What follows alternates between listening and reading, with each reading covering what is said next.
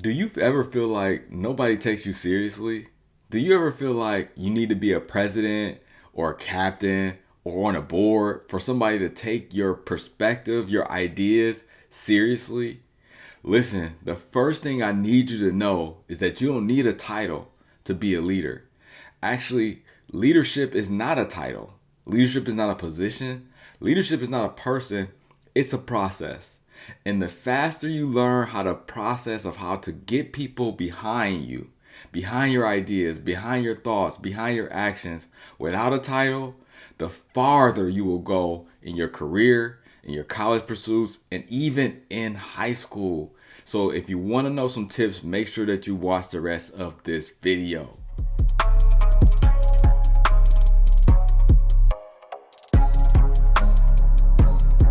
Here's the problem. Too many college students, too many high school students believe that you need to have a position in order to be a leader. And here's the reality.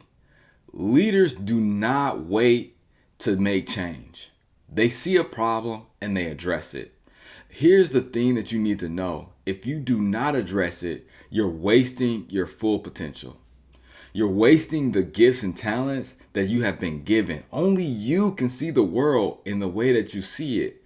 And the ways at which you see it needs to be expressed to the communities that you are in so that y'all can help yourselves and others be amazing, be great, be excellent, raise the excellence of standard. But you won't do that. It will never happen if you stay silent. Think about it. Real leaders act no matter if they have a position or not. And so for you, if you don't think about how you can get in front of people to share your ideas and your thoughts, what you're doing is you're giving somebody else your opportunity to shine. And we all want recognition. We all want to be seen as valued. But if you let somebody else take your opportunity, they'll never see you. They'll never notice you. And you want to be noticed. And so make sure that you're sharing.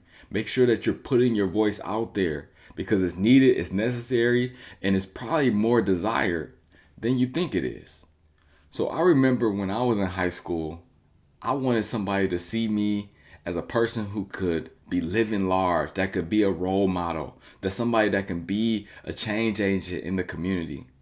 And so I found myself being able to help as many people as possible. And although my grades weren't great, I helped as many people. I supported as many people. I cheered on as many people as I could. That got me the class friendliest. It got me the class most school spirited award. But also, it got teachers and counselors to notice me in a time where I really didn't notice my own self. And through mentoring and working with students, I was able to get a $25,000 in scholarships to go to college. I didn't think I was going to college. Actually, I tried to go to the military and they didn't want me because I have asthma. And so they was like, what am I going to do next? And literally, the plan was opened up to a person who had the 10th worst GPA in his graduating class to go to college on $25,000 in scholarships, y'all. If that's not powerful, let me tell you about another time. In college, I remember helping a friend out. They were working in the student center, cleaning up, kind of being a student center manager. And so when I'm studying the student center, I would just help her move tables, move chairs, organize the things that was around the student center, making sure it looked good. And her boss noticed that. One day he was like, hey, I see you helping my team member all the time. What's your name? Told him my name. He ended up giving me a job. That job turned into a lifelong mentorship opportunity that helped me when I graduated with my degree in criminal justice and went on applied for 100 jobs, didn't get a single interview. He was the person that helped get me into grad school, to get me my master's in higher education, which got me my first professional job, which then helped me start teaching at the college level, which then helped me start being able to apply for faculty jobs and become a PhD. I can't tell you how much your service, your support, your leadership will literally help you in your career development. But if you don't do anything, nothing will happen. And that's the problem that many of our young people have. Many of you might be having right now. You don't have the confidence in the thing that's inside of you. But I need you to know that only you can solve the problems in the ways that you see them. And the world needs to see the world like you see it. That's how we're going to create the world that everybody can exist in success and be successful in. And so make sure that you do all that you can to share your thoughts and ideas, especially even if you don't have a leadership position. So now I've built a career that I love. Like, what's the old saying? If you passionate about what you do, you don't feel like it's work, right? If you love what you do, you never work a day in your life.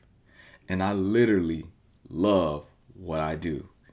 And I don't feel like it's work because it's a part of who I naturally am. I'm a maximizer. I love seeing people meet their highest potential. I want to see you meet your highest potential. But the only way you can do that is by knowing where you're gifted and talented at. And so that's what I do with college students. That's what I do with high school students. It's helping them maximize their natural gifts and talents. The things that already make you great are the things that's going to make you greater. And so I've done that within my career. But not only my career, I've helped dozens and many students do the same thing.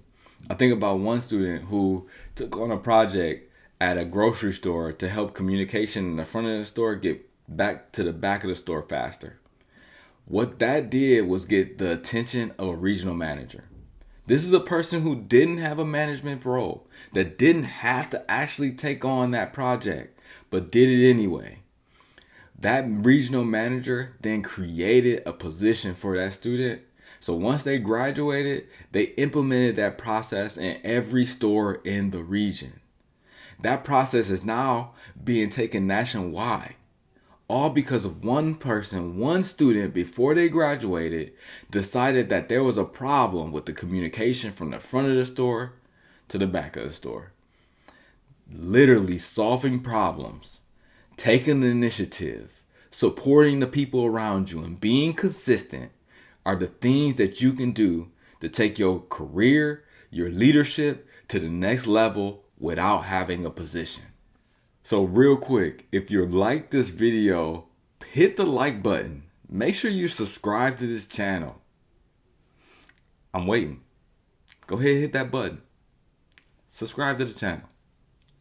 So I literally just gave you the keys, right? If you want to lead without a position, the first thing you need to do is take initiative. Solve problems that's in your community. Solve problems that people that you want to work with or work for are trying to address. Give insights into ways in which you can make things more effective, more impactful. That is going to literally help take you and your role, your dream, your aspirations to the next level. All I need you to do is find the person or find the problem that you want to solve and start addressing it. The second thing I need you to do is to support your peers, support your community. Don't be the person that stays silent. My grandma always said, a closed mouth don't get fed. And so in your leadership, your non-action doesn't get you recognized. You need to do something. You need to say something. Do not be afraid to ask for what you want. Do not be afraid to say what things need to be done like, right? Don't be afraid to give perspective or ask a deeper level question to get us to think about how can we be more effective or more impactful. You doing that alone will get you noticed in the right rooms. And then lastly, I need you to be consistent. Like, I need you to be consistent not only in your action, so giving perspective, giving insights, providing ideas, but I also need you to be consistent in your attitude, right? So get consistent in your actions and your attitude. And so I need you to stay positive. I need you to continue to encourage others. I need you to stay in the lane of positivity and happiness and harmony so that everything runs smoothly. And even when things do get a little bumpy, you know that you have a solid foundation with the people that you're working with. And so I'm hoping that these tips helped you. if you can give me some more insights on what this video did for you in the comments, right? Give me some takeaways, give me some action items, give me some of the first things that you will do to make sure that you're seen as a leader, even though you're not in a position. I hope this video helped you. And of course, as always, keep doing the good work.